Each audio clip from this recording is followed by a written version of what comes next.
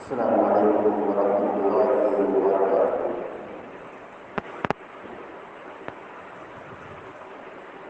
الحمد لله رب العالمين والعاقبة للمتقين والصلاة والسلام على أشرف الأنبياء والمرسلين نبينا محمد وعلى آله وصحبه أجمعين وبعد،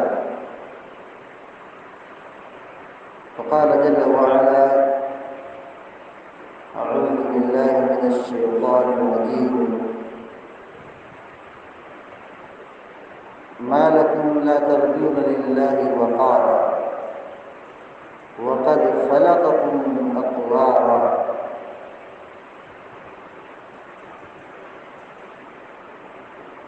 سورہ نور 29ویں پارے کی آیت نمبر 13 اور 14، دو آیتیں ابھی آپ کے سامنے پڑھی گئی ہیں۔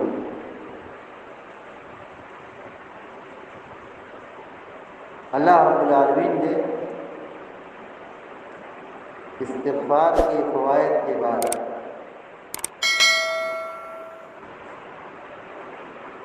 انسانوں کو اس بات کی تنبیہ کی ہے: ما لکم لا ترجون للہ وقارا۔ کیا بات ہے کہ تم اللہ کی عظمت کو، اللہ کے مقام کو کیوں نہیں سمجھتے ہو؟ اللہ رب العالمین کے مقام، مرتبہ، عظمت، جلال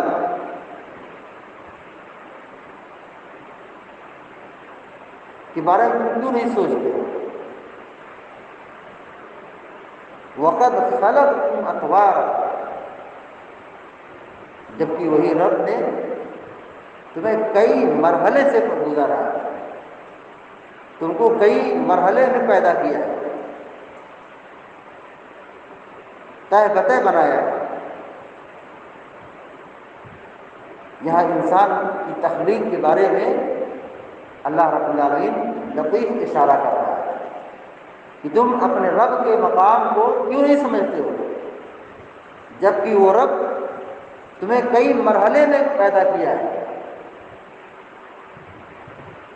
انسان پہلے کچھ نہیں تھا، رحم مادر میں منی کا قطرہ ٹپکا اور پھر وہ 40 روز تک پانی کی شکل میں رہا، پھر اس کے بعد 40 دن تک، اس کے بعد یعنی 80 دن تک کے درمیان وہی پانی خون کا لوتھڑا بن گیا، خون بن گیا۔ پھر اس کے 40 دن کے بعد یعنی 80 سے 120 کے درمیان گوشت کا لوتھڑا بنا۔ پہلے پانی بنا، پانی سے پھر خون کا لوتھڑا بنا، جمع ہوا خون بنا، پھر 40 دن کے بعد یعنی 80 سے 120 کے درمیان وہی جمع ہوا خون گوشت کا لوتھڑا بن گیا، اللہ نے بنایا۔ اور اسی گوشت کے لوتھڑے میں اللہ رب العالمین نے ہڈیاں پہنائی، جوڑ بنایا، آنکھ بنائی، کان بنایا، دل و دماغ بنایا،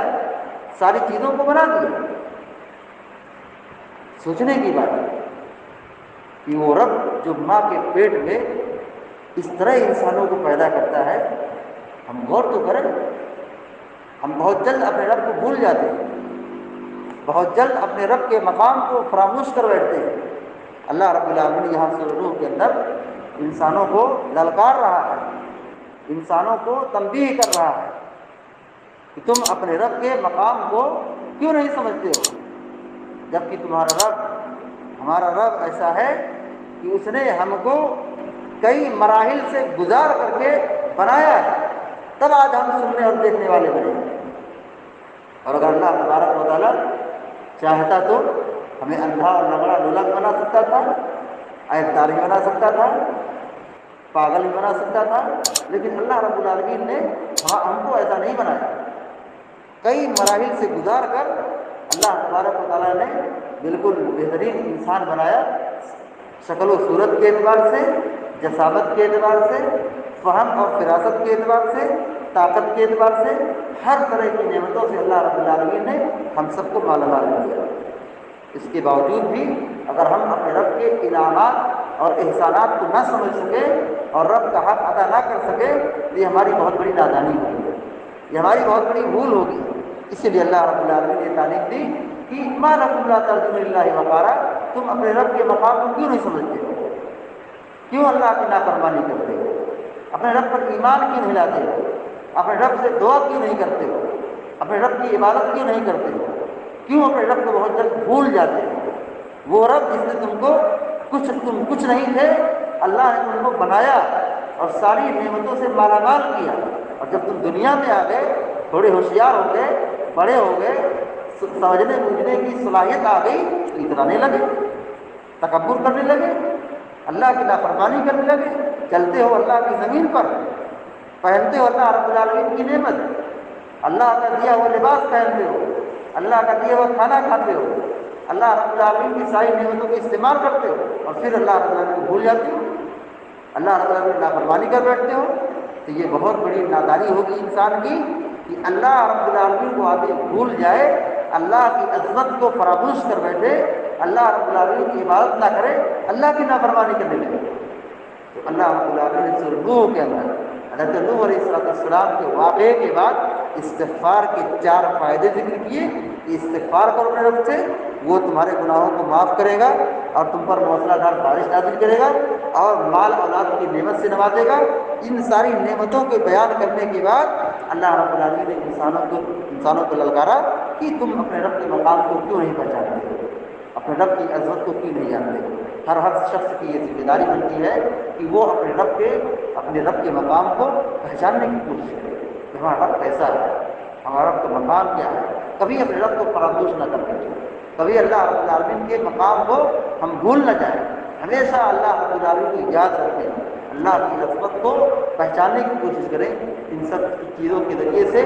ہمارے اندر اللہ کا تقویٰ پیدا ہوگا، اللہ کی محبت پیدا ہوگی، اور اللہ رب العالمین کے لیے کرنے کا جذبہ پیدا ہوگا، عبادت کرنے کا جذبہ پیدا ہوگا۔ دعا ہے رب العالمین سے اللہ تبارک و تعالیٰ ہم سب کو، آپ سب کو، سارے مسلمانوں کو کہنے و سننے سے زیادہ عمل کرنے کی توفیق عطا فرمائے، اور اللہ رب العالمین کی نافرمانی اور معصیت سے ہم سب کو محفوظ رکھے اور دنیا میں زندہ رکھے، ایمان اور توحید کو قائم رکھے، اور جو ہمارا خاتمہ ہو تو ایمان کی حالت میں ہو۔ آمین یا رب العالمین۔ اقول قولی ھذا واستغفر اللہ لی ولکم ولسائر المسلمین فاستغفروہ انہ هو الغفور الرحیم، وصلی اللہ علی نبینا محمد وعلی آلہ وصحبہ اجمعین۔ السلام علیکم ورحمۃ اللہ وبرکاتہ۔